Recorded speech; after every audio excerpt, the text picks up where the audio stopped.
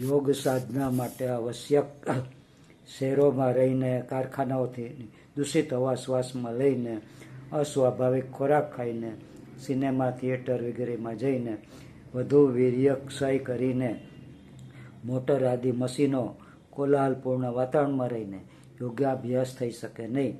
ભગવાન કૃષ્ણ કહે છે, યોગી એકાંત સ્થાનમાં ગુપ્ત રીતે નિવાસ કરીને શુદ્ધ સ્થાનમાં જ સતત યોગાભ્યાસ કરે.